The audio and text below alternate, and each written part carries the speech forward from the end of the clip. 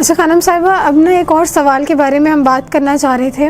آج کل نا ہمارے معاشرے میں جو طلاق کا ریشو ہے وہ بہت زیادہ بڑھ گیا ہے. پہلے گھر جڑا کرتے تھے، اب ہم سن رہے ہوتے ہیں کہ گھر ٹوٹ رہے ہیں بہت زیادہ. ایک سب سے بڑی بات یہ کہ اس کی کیا وجہ ہو سکتی ہے، اور دوسری چیز جو ہمیں دیکھنے میں ملتی ہے وہ یہ کہ آج کل اکثر اوقات اگر طلاق کا جو سوال ہوتا ہے وہ ہم دیکھ رہے ہوتے ہیں خواتین کی طرف سے زیادہ ہوتا ہے.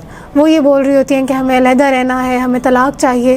تو کیا وجوہات ہو سکتی ہیں ان کی، اور طلاق کس قدر ناپسندیدہ عمل ہے اللہ تعالیٰ کے نزدیک، اور کیوں اس سے اب اجتناب کرنا چاہیے؟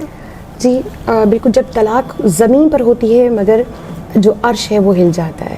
اس قدر ناپسندیدہ عمل ہے خداوند متعال کی نکاح میں. اور یہ قیامت کی معذرت کے ساتھ یہ قیامت کی نشانیوں میں سے ہے کہ جو آخری دور ہوگا اس میں طلاقیں زیادہ ہوں گی، اور عورت زیادہ طلاق مانگے گی کیونکہ اس کے اندر برداشت کم ہو جائے گی. جتنی یہ جو دور چل رہا ہے اس میں قول معصوم ہے کہ عورتوں کی تعداد بھی زیادہ بڑھ جائے گی اور طلاق بھی عورت زیادہ مانگے گی. یہ آخری دور کی نشانیوں میں سے ہے. جو طلاق کو روکنے والی بات ہے، سب سے پہلی بات تو وہ برداشت. سب سے پہلے اپنے اندر غصہ کم کیا جائے. اسٹیٹس کانشیس ہوتے جا رہے ہیں ہمارا جو لوگ ہیں، یہ چیزیں زیادہ ہوتی جا رہی ہیں کہ ان کی خواہشات پوری نہیں ہوتی ہیں. گاڑی بنگلہ اور یہ تمام چیزیں اب لوگوں کی بہت زیادہ وہ پرائرٹیز بن چکی ہیں. بالکل، ان کی کوشش ہوتی ہے کہ ہمیں یہ تمام چیزیں، یہ نعمتیں ہمارے پاس ہوں گی تو ہم گھر میں رہ سکتے، ادروائز نہیں. لیکن ان چیزوں کو چھوڑ کر اگر یہ دیکھا جائے کہ چٹنی کے ساتھ روٹی کھا لی جائے اور سکون ہو، لڑائی جھگڑے نہ ہو، تو وہ زیادہ بہتر ہے انسان کے لیے. لیکن اس کے لیے وظیفہ، ایک جو بہترین وظیفہ ہے اس کے لیے پہلا تو میں آپ کو پہلے بھی بتا چکی ہوں، غصے کو کم کرنے کے لیے سورہ انبیاء کی آیت ہے بسم اللہ الرحمن الرحیم یا نار کونی بردا و سلام علی ابراہیم. وہ خود بھی پئیں، گھر والوں کو بھی پلائیں تاکہ ان کا غصہ کم ہو.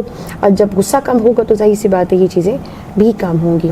اس کے لیے جو وظیفہ، جو بہترین وظیفہ ہے اس کے یہ ہے سورہ یاسین کی زیادہ زیادہ تلاوت کی جائے، اور سورہ یاسین کی تلاوت کر کے جو امام جواد علیہ السلام کو ہدیہ کیا جائے.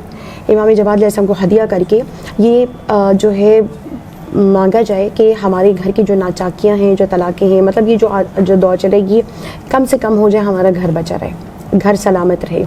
اگر سورہ یاسین نہیں پڑھ سکتے تو سورہ یاسین کی ایک آیت ہے بسم اللہ الرحمن الرحیم وجعلنا من بین ایدیہم سدا ومن خلفہم سدا فاغشیناہم فہم لا یبصرون. اس کو زیادہ سے زیادہ تلاوت کرنا شروع کر دیں. انشاءاللہ تعالیٰ یہ جو چیزیں ہیں، یعنی جو اختلافات ہیں وہ ہڈن ہو جائیں گے، اختلافات کم ہو جائیں گے. یعنی جو آپ کو اپنے شوہر میں یا شوہر کو اپنی بیوی میں خامیاں نظر آ رہی ہیں وہ چھپ جائیں گی، یبصرون یعنی وہ چھپ جائیں گی، اور جو خوبیاں ہیں وہ ظاہر ہونے لگ جائیں گی. اس طرح اختلافات کم ہو جائیں گے اور زندگی میں سکون پیدا ہو جائے گا. اس آیت کا زیادہ سے زیادہ تلاوت کرنے سے آپ کے گھر میں سکون پیدا ہو سکتا ہے. بہت شکریہ خانم صاحبہ.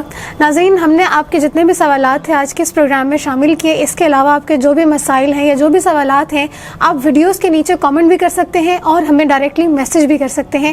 اگلے پروگرام میں ہم آپ کے سوالات کو ضرور شامل کریں گے. اسی کے ساتھ اپنی میزبان کو دیجیے اجازت. اللہ حافظ. اللہ حافظ.